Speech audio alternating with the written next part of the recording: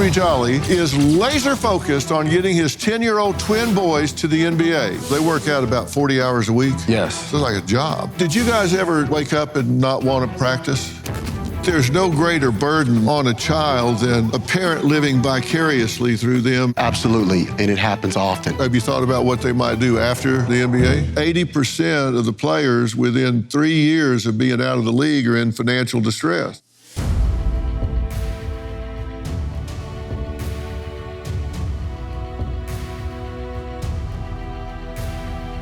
Well, it's one of the best parts about being a child, getting outside and getting active. More than half of America's youth participate in organized sports. Little League soccer, tennis, volleyball, basketball, football, the list just goes on. And the dreams are big. Many of those kids hope to become the next star athlete, but the percentage of those who go pro is low. Only 1% will make it. Now, many young athletes also hope for a college scholarship and the opportunity to build their talent at a university while getting an education. However, new rules in college sports are making that move a big business decision. Now, high school and college athletes are now allowed to profit off their name, image, and likeness. It's known as N.I.L. Now, my first guest, Henry Jolly, is laser focused on getting his 10-year-old twin boys to the NBA. He's been preparing them to play since they were 2. Now, they have a strict regimen of weights and drills to improve their skills so that you all at home will know their name. Meet the Jolly Boys. Hi, Dr. Phil.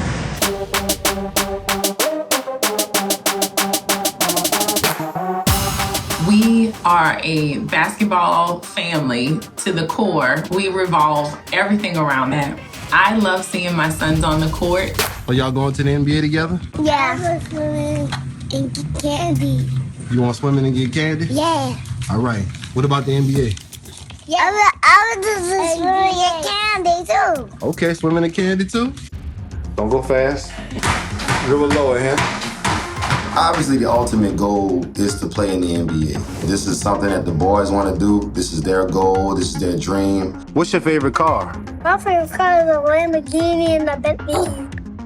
Are y'all gonna get a Lamborghini and a Bentley when y'all grow up? Yeah! Going hard, going fast, being aggressive? The intensity of training I just wish that I had parents that took good care of me like we do them. All right, go left hand. Left hand, there it is. We don't do that calling fouls. That's why y'all tough like y'all.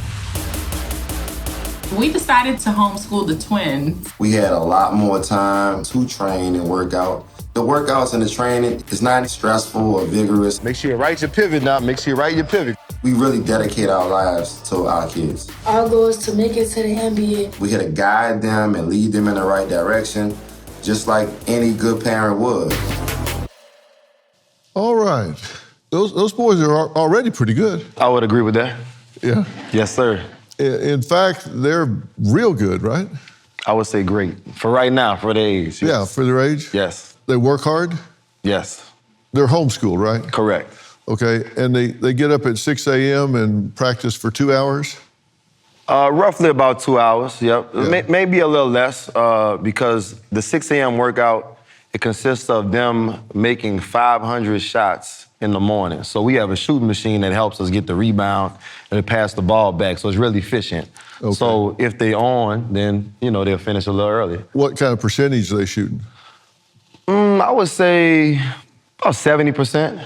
Yeah. And this is with no defense, so, 70% with no defenders at 10 years old is pretty good. Yeah. And it's a different variation of shots. It's not just stand in one spot, catch and shoot. Yeah. We do different things. Yeah, and so they do cardio, stretching, shooting, ball handling, strength, all sorts of things. Yes. Yeah.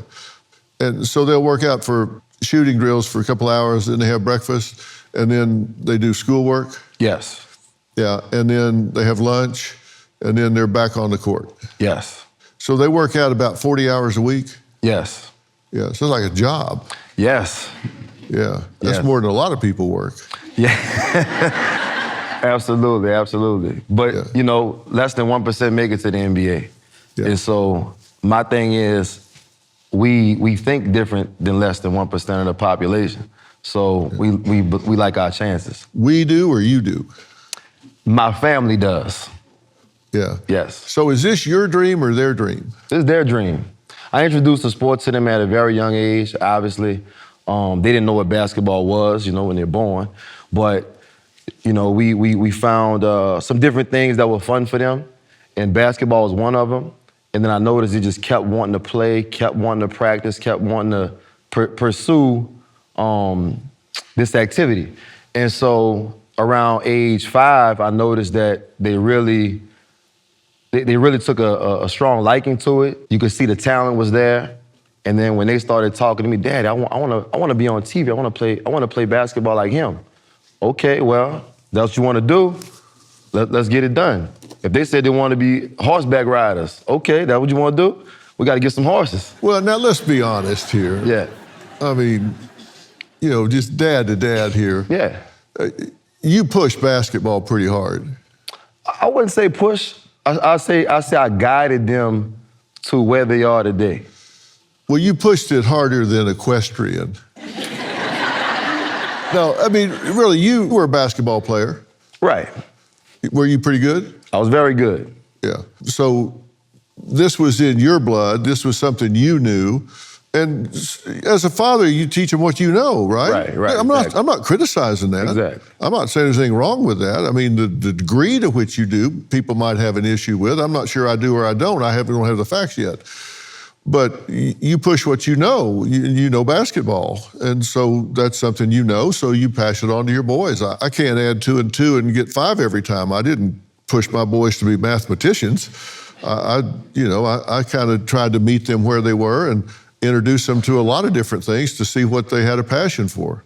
Okay. One of my boys was big on hunting, and I'm not big on hunting, but I took him hunting, and I probably took him 50 times. I never pulled the trigger, but he never noticed. Right. He didn't care what I was doing. He was out there hunting, and I took him fishing. I did a lot of different things that my dad never did when we were growing up, so I thought I'd expose him to a lot of things, but you kind of focused on basketball. Correct. Well, we'll talk about this. Coming up, why Henry says he doesn't believe in having a plan B. We'll talk about that next. Have you checked your home title recently? Many homeowners never have, leaving themselves vulnerable. Scammers can steal your home title, forge your signature, and target your equity. Protect yourself from fraud before it's too late. Secure your title and your financial future today. You won't even know it's happened until it's too late. Ensure you're not a victim. Use promo code PHIL at HometitleLock.com to make sure your title is still in your name. You'll also get a free title history report, plus a free 14-day trial of their $1 million triple lock protection. That's 24/7 monitoring of your title, urgent alerts to any change, and if fraud should happen, they'll spend up to $1 million to fix it. Go to HometitleLock.com now. Use promo code PHIL. That's HometitleLock.com, promo code PHIL. Despite some post-election optimism, Wall Street is already bracing for a rough rest of 2025. When Warren Buffett starts dumping blue-chip stocks and stacking up cash, you've got to ask yourself, what does he see coming? I trust Preserve Gold to safeguard my accounts, and I urge you to do the same. They're the only precious metals company I recommend. When uncertainty is this high, smart people look for stability. That's why physical gold and silver might just be what your finances need. Text Dr. Phil to 50505 to get your free precious metals guide from Preserve Gold. With gold prices recently breaking records and analysts predicting this trend to continue through 2025, you cannot afford to wait. As a bonus, you can get up to $15,000 with a qualified purchase from Preserve Gold. So don't wait. Text Dr. Phil, that's DRPHIL to 50505 today. Oh, all right, that's a foul. Hold up. Shoot it on him, Aston. Shoot it. Oh, Aston got 2. High five. Block it, Aston. Block it. Henry won again. It's over. We are the champions. Let me ask you this. Are y'all going to the NBA together? Yeah. NBA. NBA. Well, that was a look at 10-year-old twins known as the Jolly Boys. Now, their father, Henry, says they were born to go pro, that there is no plan B for their futures. Now, Nate is a former footballer turned athletic trainer who says parents shouldn't pressure their kids at such a young age. Take a look. The point of athletic development is to be the most complete athlete and the most complete player once you've reached full maturity, and that takes patience. We have truly gotten away from what youth sports should be about. It should be about life experiences that can help these young men and young women grow up to be successful adults. Youth sports has been monetized and it's a big business now. Then there's a faction of adults that have intentions that are not just about building strong children, it's they're trying to build these elite athletes. Sports parents, your youth athlete's athletic development is a marathon, not a sprint. I see so many parents putting unnecessary amounts of pressure on their athlete, on themselves as a parent, and also their household, trying to make their kid the best player. There's professional leagues all over the world, but the amount of people that can actually raise their hand and say, I've been paid by an organization to play a sport is so few and far between. You almost have a better chance of winning the lottery. Well, welcome. Thank you for having me. Now, you say that there's no greater burden on a child than a parent living vicariously through them and trying to fulfill some unfulfilled dream of the parent. Absolutely. It is a huge burden, and it happens often, not just with athletics, but in a variety of different areas in life. Oftentimes as parents, we have a vision for our children, and we have a vision for what we see as an end game, and we make sure that we put them in position to fulfill whatever is that vision we have for our children, instead of sometimes letting it organically happen by seeing what the passions that they have in fanning that flame. Yeah. You say that there are like mock drafts for these athletes, like sometimes 5 years before they ever get in a position to be drafted. So they're planning for these kids way in advance. Absolutely. It's a big business. A lot of these publications will rank players 5 to 6 years in advance. These publications sometimes are paid publications that you can have agents to get you in these publications and to write about your kids. You can secure media for your kids to be able to publicize them, to be able to get as much exposure for them as possible. Their brand will grow from that and their status will grow from that. Yeah, and so now we have this N.I.L. where you can make money from your name, image, and likeness, and your boys are the youngest. Correct. To ever have N.I.L. deals, correct. N.I.L., right? Correct. And so they have sponsorships and things like that? Correct. Is it significant? It's good, very good. And what do you do with the money? It's in their bank accounts. Yeah. My wife and I, we have our own lives, we're fine. Nothing to do with me. This is all their money, and it goes in their accounts. Yeah. You've been watching about the Jolly Boys and that sort of thing. Absolutely. I see these kids doing push-ups and shooting 500 shots a day, and you say you don't have a plan B because you think that's taking your eye off the ball, so to speak? I wouldn't say think. We just don't have a plan B. I have a philosophy if you shoot for the stars and you land on the cloud, you're still good. Yeah, so have you thought about what they might do after the NBA? No, not me. That's their lives, so I haven't thought about that. That's their job to think about what they want to do. Well, but as a parent, it's your job to prepare them for life, and the average length of career in the NBA is like 5 years. Yeah, 4 or 5 years, correct. 4.8, actually, if we're going to be specific. And you're not thinking they're average, but whatever it is, they're going to have more of their life after the NBA than they will have before or during the NBA. Correct. So with life expectancy being what it is, they're going to have 50 years after the NBA. Are you thinking about that with them? No, I'll just let them make a decision. Once they get closer to that time. I mean, they've talked about, I want to coach like you, Dad. I want to be a coach. Things like that. I want to be a trainer. Yeah. So it could change though. Are these players prepared for after? It's always a case-by-case basis. No, it's not. I wish it was, but it's not. But you know as well as I do that 80% of the players within 3 years of being out of the league are in financial distress. Right. They're either bankrupt or in serious financial distress. Right. So it's not case by case. Right. And you're correct. There are a lot of athletes that end up being in financial distress, no doubt about that, because they're not prepared for life after sports. And I say that often, that you're going to be a former athlete a lot longer than you're going to be an athlete. And you have to have passions outside of it and make sure you're financially literate. And you have to have things that sustain you, because even if you do have a pro career which defies all the odds, you're gonna be a young man or a young woman when you finish. You're gonna be 27, 28, and you have a whole life after. Do you worry about pushing these boys too hard too soon? No, because I'm not pushing them, I'm just guiding them. That's simple. It's not a push. It's not a push at all. So you think if it wasn't for you, they would go out and make 500 shots at 6 a.m. on their own? Absolutely. Listen. If you was in my house, you would really see the love and passion they have for this. It's not just, they're not shooting 500 shots just because they enjoy shooting 500 shots. They want to be the best. They know what they're up against. What do you do when they don't want to do it on a given day? I've never seen a day that they didn't want to do it. Really? Yes. It's like this.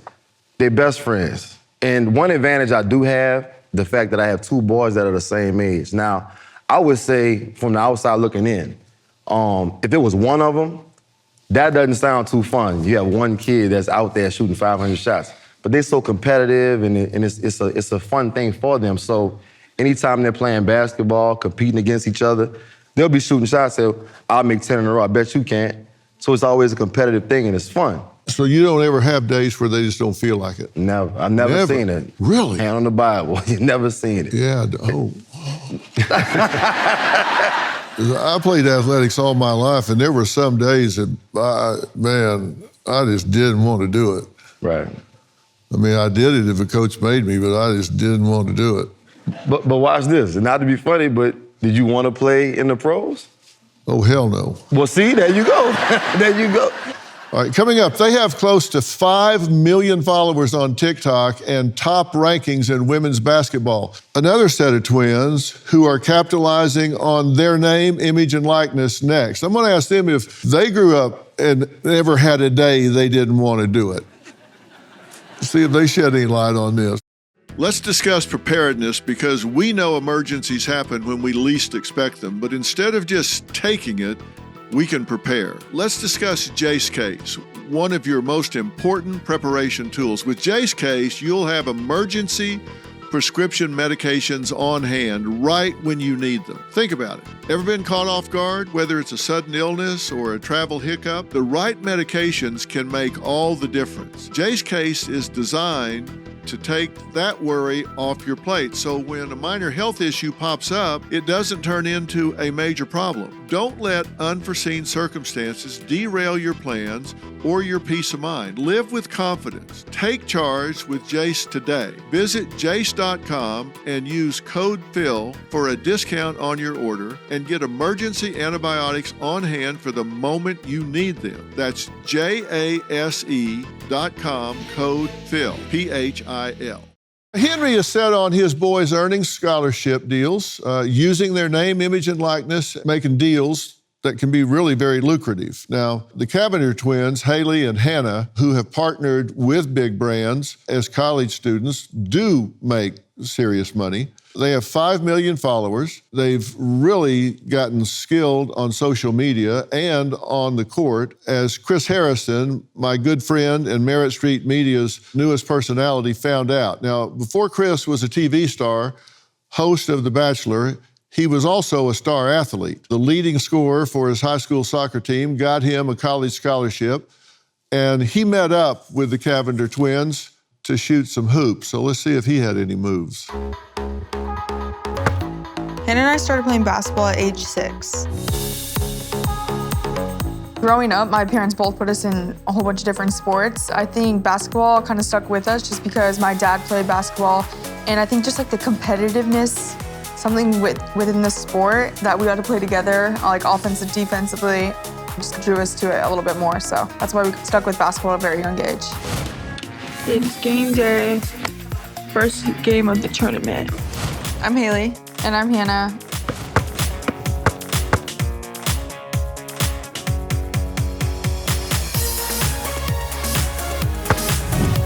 I want to talk to y'all because y'all have been so successful with this NIL stuff. And it is such a hot button topic. We were two of the first people to sign like a long-term deal with Boost Mobile. So it was like, we never knew what to expect.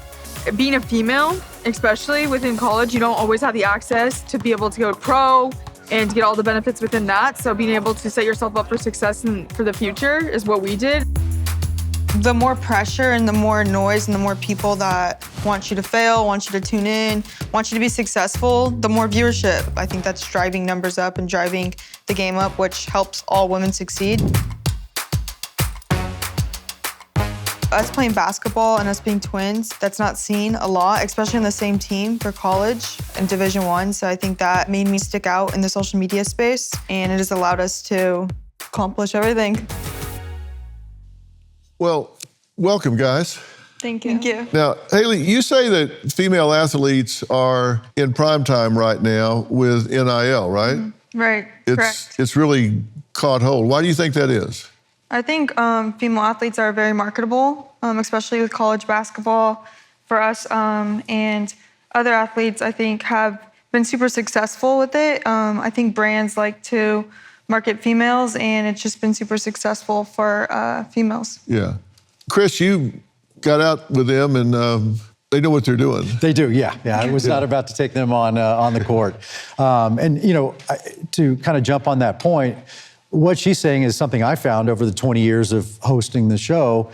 Women on our show, social media-wise, are bigger influencers. The brands like them. They're making a lot more money. They are a lot more marketable than the males are that come off our show, or the athletes as well. Hannah, people want to make you kind of one-dimensional. What do you mean? I would just say that sometimes you can be put in a box a little bit easier. But I think female athletes being able to be marketable in the space within social media and then kind of showing, you know, like you can play basketball or play whatever sport you want to play and excel in it has been really cool to see, so. Yeah.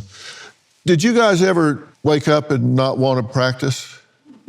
I think you have those days as being an athlete. Sometimes you want to, but no, college athletics, something with your twin you share with, it was always fun, great experience. Yeah. I think just being able to share that bond, and I know that you asked her if we woke up one day and weren't wanting to play, but I think the accountability, being able to count on each other, that was like very big on motivation-wise and discipline-wise. But yeah, it was something that we always wanted to do, and it was always fun. Like we never wanted to force anything, so. Yeah, because I was asking Henry if his boys ever woke up and didn't want to go out and practice at 6 a.m. in the morning and shoot 500 shots. Yeah.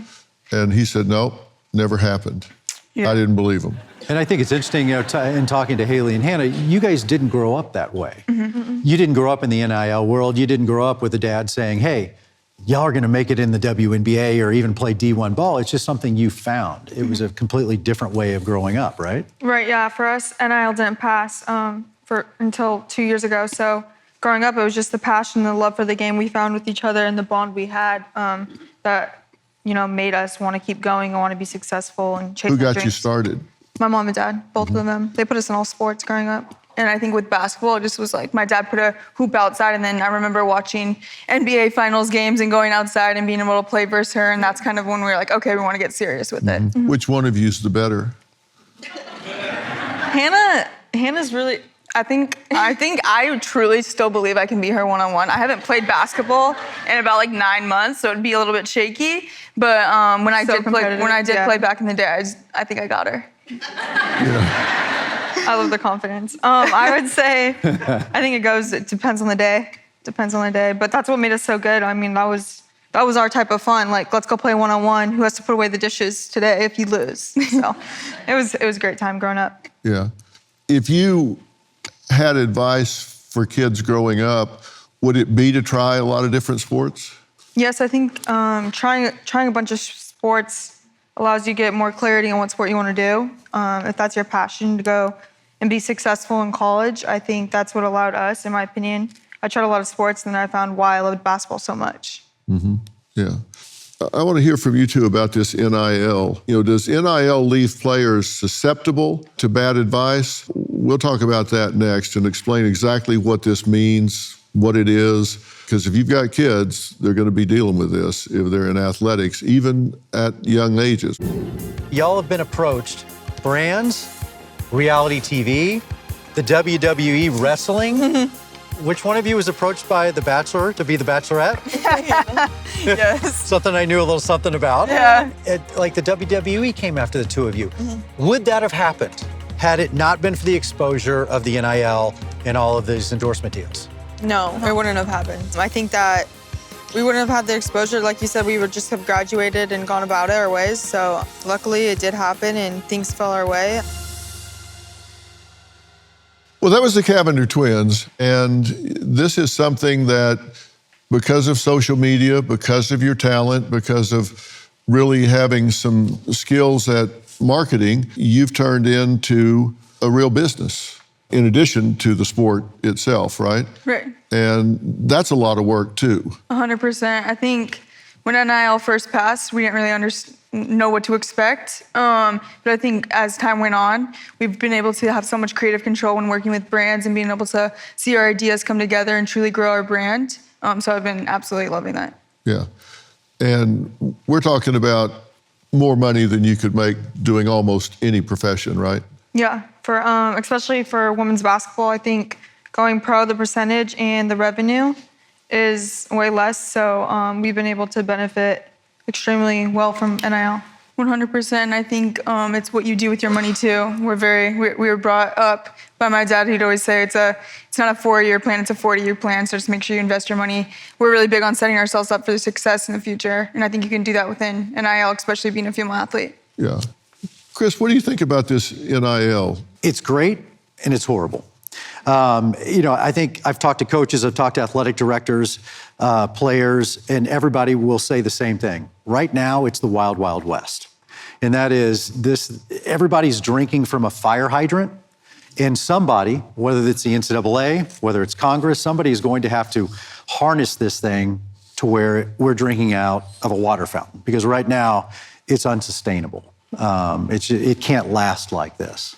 Yeah, but Nate, most of the athletes, there's like 450,000 college athletes, all of them are subject to NIL, being able to monetize their name, image, and likeness.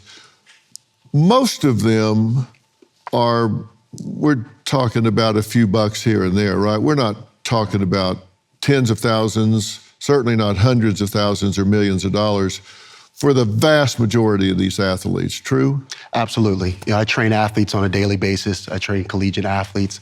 And the experience for the average athlete is not lucrative. They may have a brand deal here or there, but it kind of constitute, hey, if you put our backpack on your social media, we'll give you a free backpack. Or if you post about our restaurant, we'll give you free food for a month. But they're not making what I call life-changing money. That's the average experience. Now, you'll have like the Sanders boys in Colorado or Caitlin Clark or Angel Reese down in LSU, but that's not the average experience. For them, yes, lucrative, but the average experience, no, not at all. Yeah, you're looking at the 0.01% right here. Right. That they're truly making 7 figures, but they also, and this is the dangerous part in this slippery slope, is who's looking after this money, who has access to this money. And something I think Nate will probably agree with is someone needs to look after these kids and their finances. Whether it's they only get 50% of the NIL money and 50% is put into a 401k until they graduate with a degree or turn 25. So this money is protected until these kids come of age. So they have it down the road, as you guys were just talking about. Yeah, and you guys are going at it with the right attitude, the right mentorship, like from your dad, and also it's a completely different situation with you guys than it is for a lot of athletes that don't have that kind of background or that kind of leadership. And that's why, as I said, 80% of professional athletes within 2-3 years of being out of the league are bankrupt or in serious financial trouble because they spend the money like it's going to last forever. Right. And it doesn't last forever. It lasts for maybe 2 years, 3 years, and they're spending like it's going to last forever. Shaq's a good friend of mine, and he told me the first time he got a big contract, it was for $20 million. And he said, I thought, okay, great. I got $5 million, I can buy my mom a house. I got $5 million, I can buy myself a house. Then I got $5 million I can go do this and that with, and that leaves me $5 million.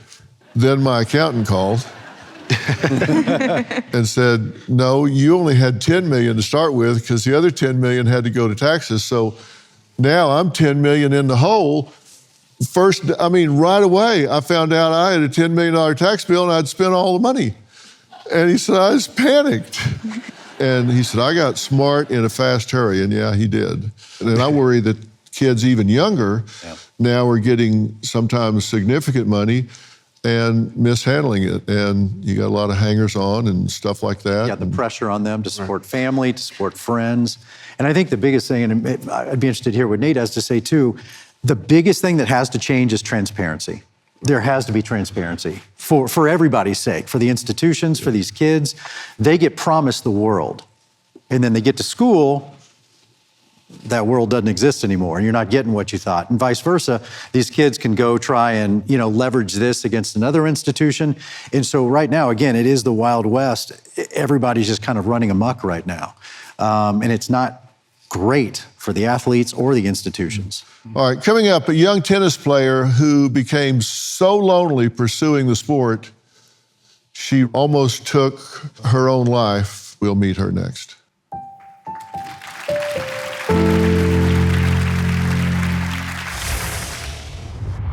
I struggled with the pressures of not only picking sponsorships. I was sponsored by Nike for a little bit, got dropped by them. I was trying to pick a college, trying to decide if I even wanted to go to college, and I just felt super alienated.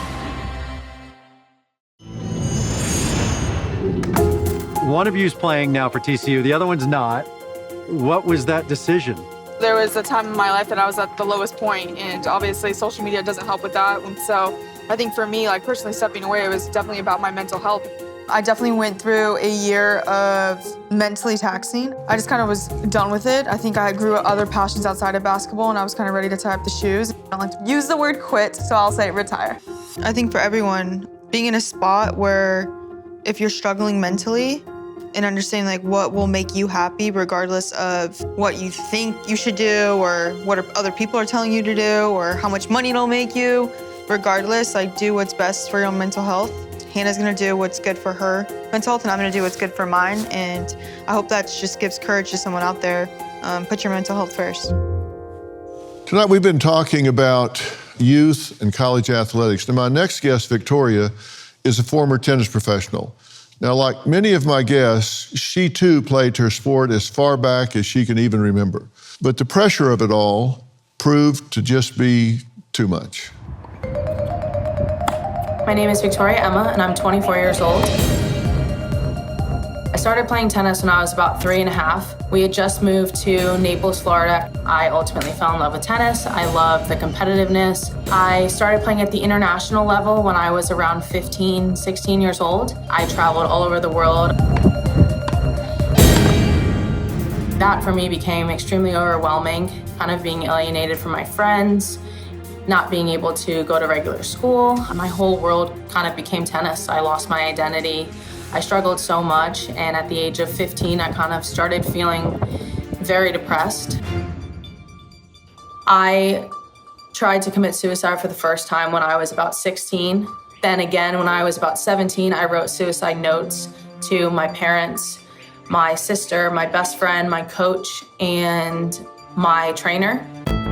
Personally, I felt like everybody kept telling me the world is your oyster, you're so talented, the sky's the limit for you, and I just felt like there was something wrong with me for feeling as depressed as I did, as lonely as I did, and sharing my story saved my life.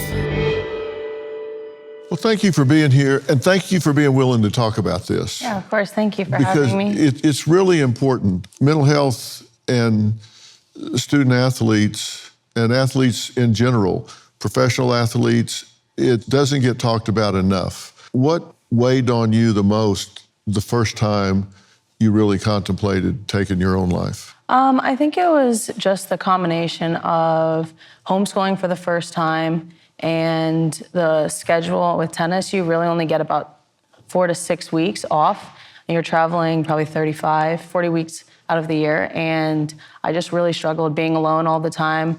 I struggled with the pressures of not only picking sponsorships. I was sponsored by Nike for a little bit, got dropped by them. I was trying to pick a college, trying to decide if I even wanted to go to college. And I just felt super alienated. When I got pulled out of school, I lost a ton of friends because everybody, all they did was identify me as a tennis player. It's like I was no longer Victoria anymore. And they only knew how to talk to me about tennis. And when tennis wasn't doing well, they would still be like, oh, wow, you're doing so amazing. And nobody could talk to me about just me as a person. And I just felt super alone. And I got really, really depressed. And I felt like I had no way out. And I felt crazy for feeling that way, considering what I was doing and the opportunity I had. And for me, it was super difficult to cope. I thought I was the only one that felt that way. I spend a lot of time in tennis and the tennis world, and I can tell you, you're not alone in feeling that way. Even the absolute top players, men and women, have told me exactly the same thing you're telling me right now. I mean, top-ranked players in the world say it gets really lonely out there. Yeah. You say you were burned out by 16. And I was talking to the Jolly Boys' dad down here, Henry, and he's got his boys working really hard, and they're passionate about it right now and obviously love it. But it is easy to get burnt out if you peak too early and work too hard too soon. Do you agree? Yeah, I completely agree. Yeah. Yeah. And you have to make allowances to that. Well, coming up, Victoria found happiness on the court again. We're going to talk about that when we come back. Victoria was a high-achieving tennis player at a very early age who almost took her own life, really just from the loneliness and pressure of the sport and all the sacrifices that you have to make. Now, your parents found some letters that you had written at one point, and so they reacted to that the way you would expect, right? I was actually at practice, and my mom and my dad had both showed up to practice, and I thought it was weird because I'm like, why isn't my dad in the office? And normally during the week and stuff, my parents don't come to practice to watch me. Something's not right So I was here. like, this is weird. And then they let me finish practice. They brought me home, and they just kind of sat me down and got really emotional, which scared me. And then they told me that they found the letters, and they were obviously visibly upset. They just kind of explained to me how they felt. We're trying to understand like why I wrote the letters, and then they got me into therapy very quickly afterwards. And these were suicide letters. These were goodbye letters. Yeah. And when you had written those letters, it was fully your intention to be gone. Yeah, the beginning of all the letters were all the same. They all said, by the time you read this, I won't be here anymore. And then I kind of just addressed everyone more personally after. But they were all addressed the same. Yeah. When they found them and you got some help, were you immediately relieved? No. It took me a little bit to kind of understand why I felt the way that I felt. And it took me a really long time to kind of forgive myself for putting my family through that and feeling that way myself. And then I started kind of healing after that. But it wasn't immediate because I didn't feel like I was healed immediately. So it took me some time to really heal everything that I had felt over the years and kind of start feeling like I wanted to still be around. Did you have resentment that you had to forgive? It wasn't really resentment. I more so just felt like a burden. The number one reason that people cite when they decide to take their own life is that they feel like a burden. That people would be better off if they weren't there. Yeah, absolutely. That's exactly how I felt. Talking about it has really saved my life, being able to help people. There were girls that I've played with growing up my whole life that I didn't even know felt that way, and they reached out to me, and that's made me feel like, I'm here for a reason, and I want to be able to help people because too many times people have already committed suicide, and then their stories get out there, and I get to still be here and talk about my story and still help people. Yeah.